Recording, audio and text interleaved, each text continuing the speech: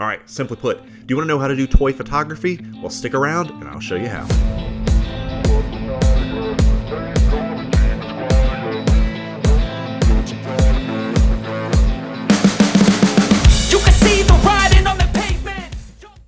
Well, what's up everyone, and welcome back to the channel for a very special video, 3 years in the making. Today we're going to be talking about toy photography for dummies. Yes, we're going to show you how to make this picture right here, and that all comes from this figure right here. And I'm going to show you all about that, all the gear, and how we get to the final product in just a second. But as I've said, this channel is a little bit different than your average 6 scale or collectible channel, and if you've not yet subscribed to it, please do me a favor and subscribe right now. I would certainly appreciate that. Go ahead and leave me a presumptive like on this video and favorite it, because you can always come back to get these lovely toy photography tips. So let's get into that today.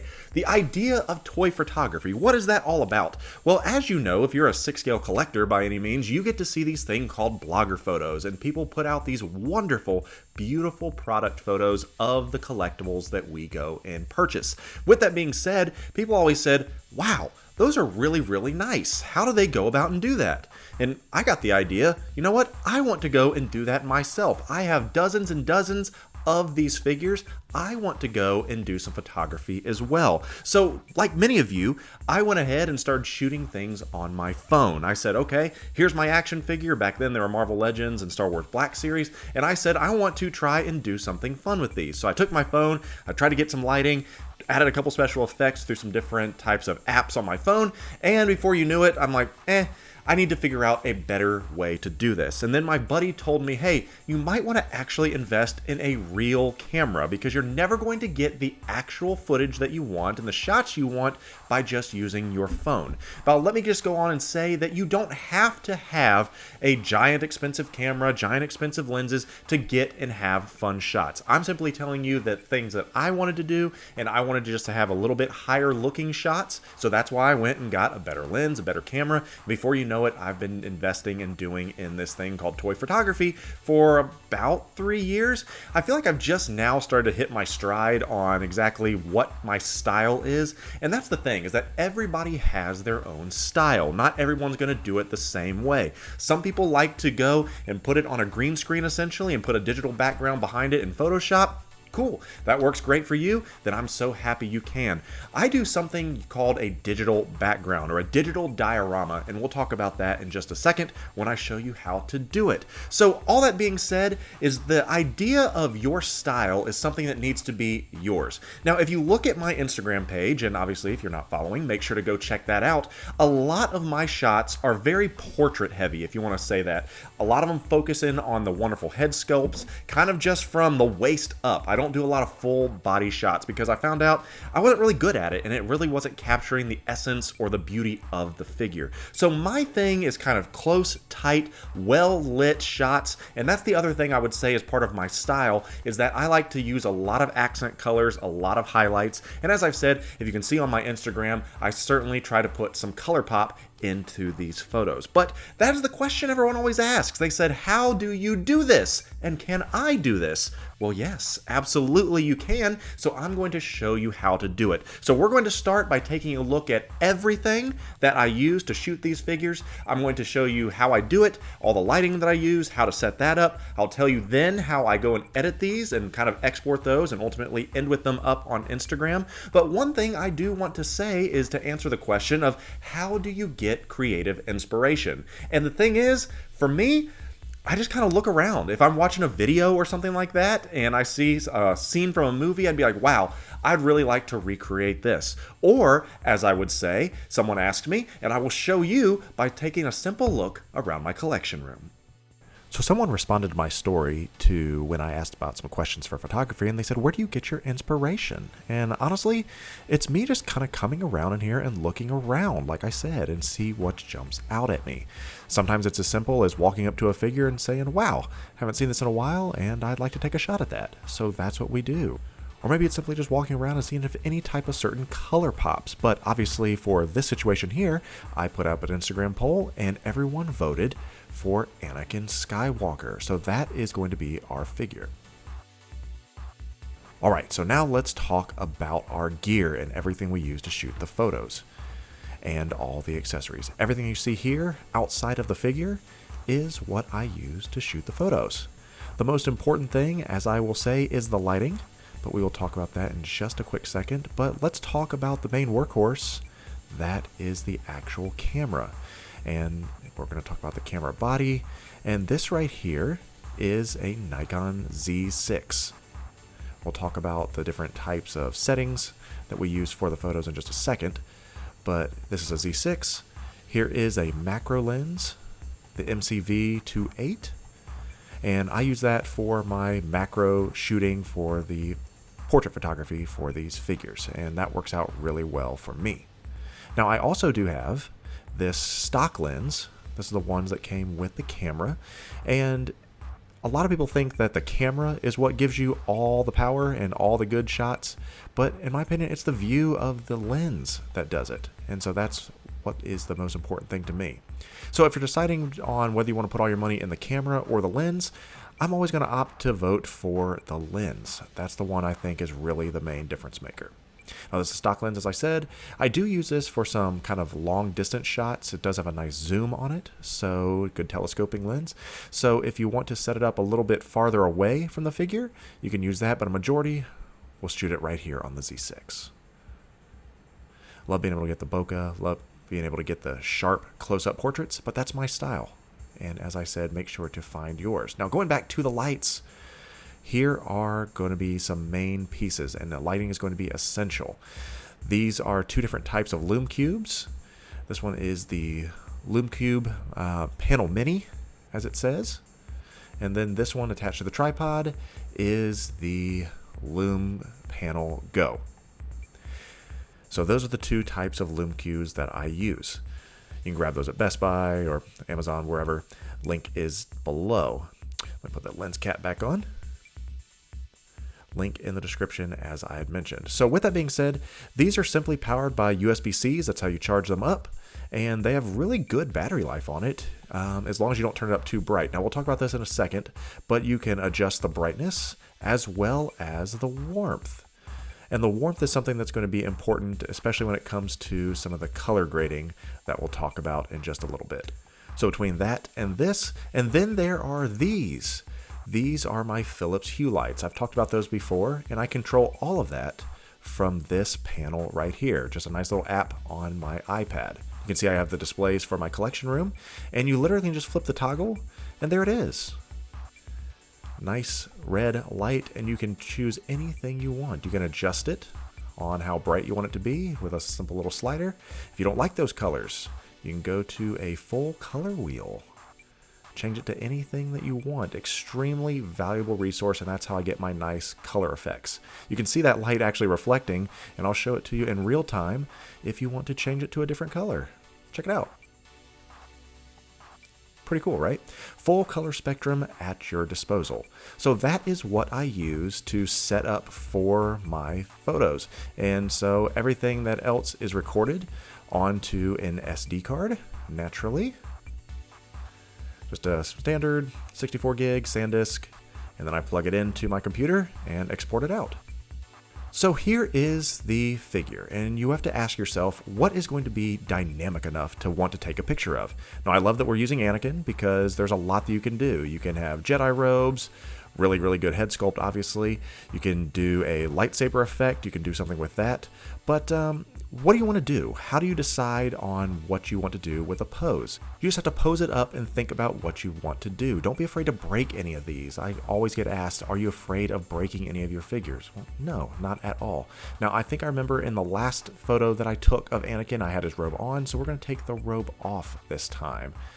And one thing I do want to make reference of is that if you're going to use a lightsaber effect, I always take out the blade. I never photograph the blade because I end up putting a Photoshopped version into it in post. So if you're doing anything with lightsabers, make sure you do not photograph the actual blade.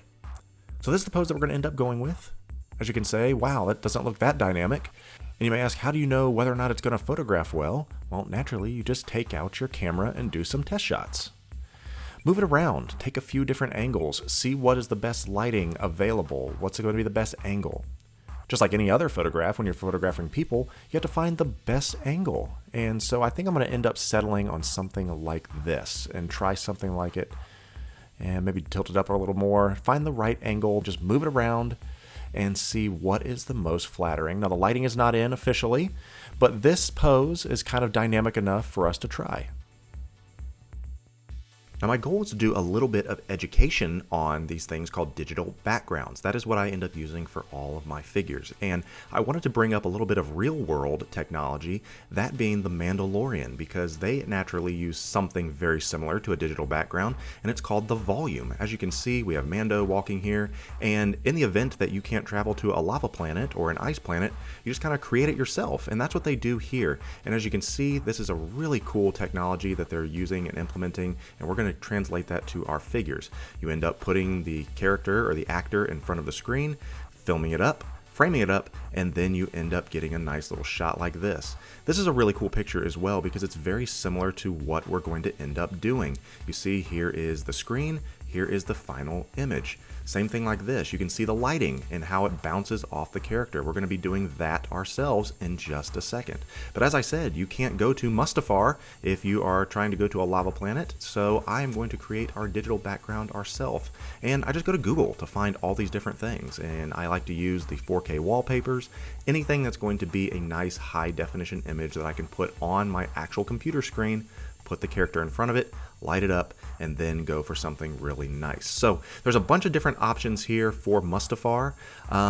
I don't know which one I want to go with, but this is what I end up doing. I'm going to do a little bit of test to see which one ends up working, but we may end up doing something like this, find one that has a big enough pixel count.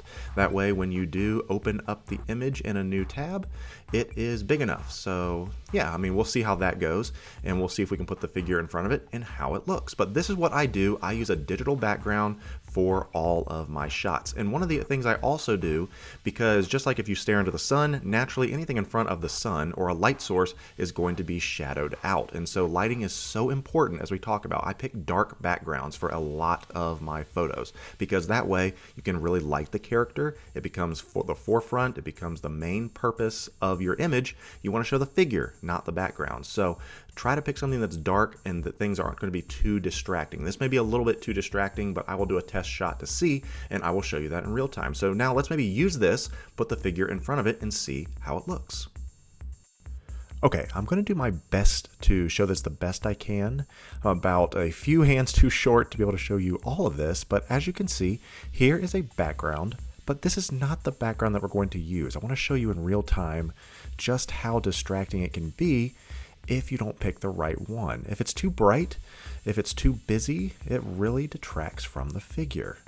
Now, I have a couple different options here. You have this one, this one, this one here, and I ended up settling on this one right here, mainly because there is more darkness that I can work with the lighting on, and we'll end up going with this background.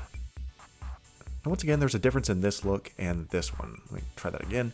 And there's a difference between that look. As you can see, it's almost a little bit too bright, a little bit too much going on. But this one is the one I'm going to go with, a little more simpler. And so let's go ahead and do the lighting. So let's talk about some lighting.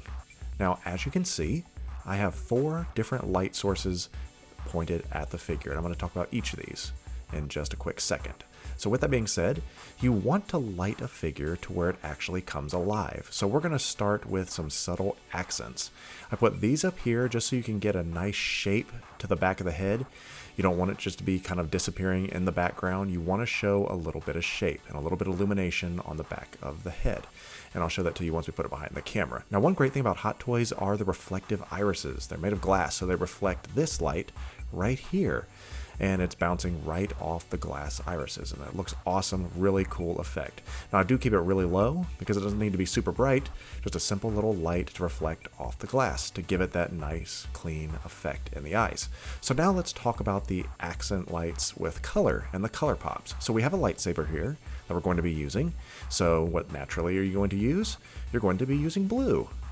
So that's when these Philip hue lights come into play. And I end up positioning it right here, and you say, why would you be doing that? Well, that is where the lightsaber blade is going to come out and where it extends out in real life. So you want to think, where would the light source be in real life? That way you get a lifelike photo, and so naturally, that's where it's going to be. You don't want it to be coming up from underneath because the light source is right there.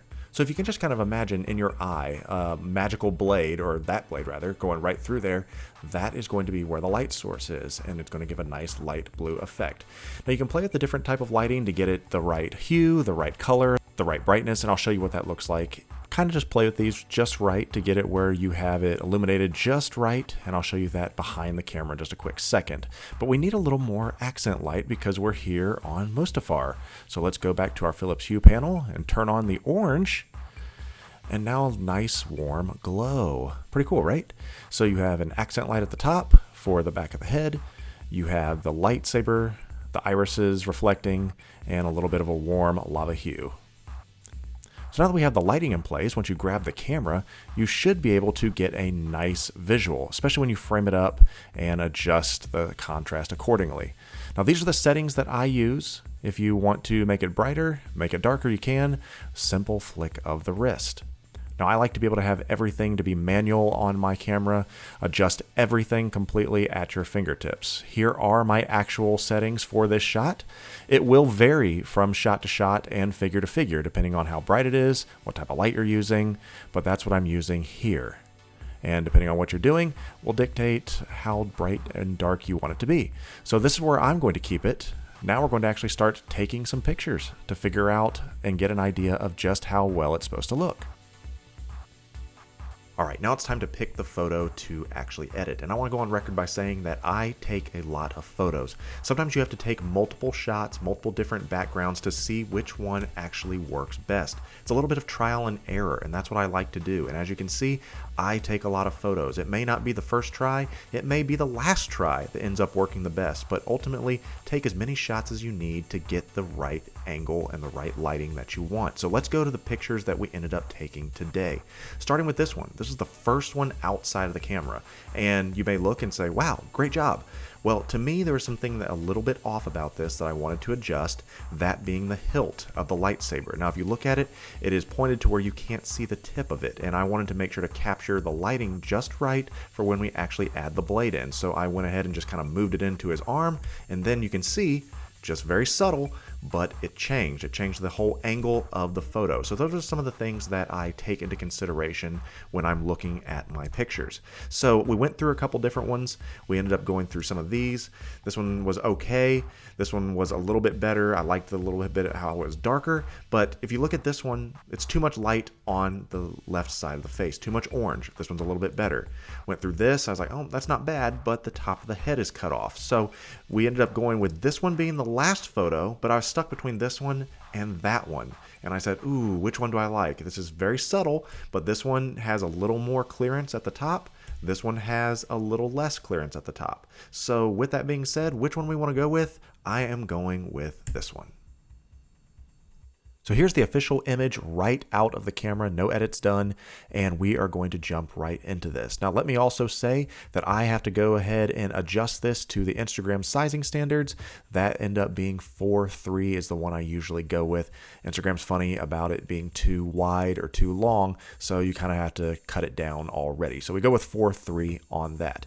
So one of the first things I start to do is to add a little bit of effect in here by boosting some of the color, some of the contrast on the face, making it stand out a little bit more. Naturally, the next thing is going to be the lightsaber. That's the biggest effect on here. And you may be saying, well, how'd you make that? Well, that is because I have an already made PNG of a lightsaber blade. And we can talk about this in another video if you really want it. But for ease, I have these pre-made and I just drop them on as an overlay and as a screen. So we add that part in there. That's probably the most complicated piece. And then I started to adjust some of the colors again, make it darker in certain spots.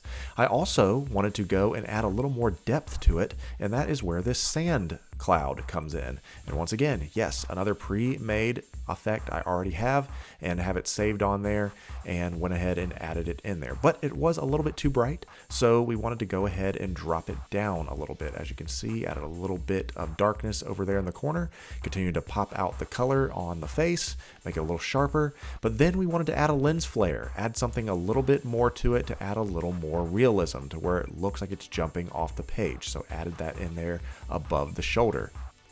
Another pre-made effect I already had were these sand pieces. Went ahead and added that on there. Once again, pre-made PNG, and just dropped it on there as an overlay. But one of the things that really started to bother me was how bright his hand was. And I said, let's go ahead and adjust that. No need for that to be on there. So we dropped how bright the hand was. And now let's get it ready to go on to Instagram. Just go ahead and add a new post, grab it from your library, drop it in there, and make sure it fits properly, frame it up just right. And then we're going to go in here and add some of the official Instagram effects. And one of the things I like to really start with is structure. As you'll see, I move this up a little bit, and it makes it a little bit more contrast. And I like to go back and forth, add a few more warmth. You can keep touching it to see kind of what it looked like before. Boost the saturation just a hair. Keep going through there. Each one is going to be different. Add a few less of shadow. Add that back in there just like this. Once again, tap it to see the difference between them. Add a little bit of a vignette to add a little bit of darkness on the corners. I think that looks just about right. And now I'm going to finish it up with sharpen. It really pops a lot of the finer details in the hair there. So that's where we have it. We got it all situated the way we want it. You can click back and forth to kind of see what it looks like before you started and what it looks like now. And then when you're ready, it is ready to go to Instagram to post. Well, that's going to do it for us here today. I hope you've enjoyed this toy photography for dummies. And as I've said and can't stress enough, make sure to find your style and the style that works for you. Only do something that you are comfortable with and find your own creative style. I've certainly found mine and I'm happy with it. All that being said, if you've liked this type of video, go ahead and give me a like on it. Go ahead and subscribe to the channel if you've not done so already. And let me know down below if you have any special questions. If there's things that I went over that I kind of glossed over that you may have said, you know what, I'd like a little more clarity on that, I'm more than happy to help you out with it. I'm not a master by any means. I don't even consider myself to be that good, but that's how I do it. So if you have any questions, please let me know. But as I always say at the conclusion of all of our videos, I will be seeing you in our next video.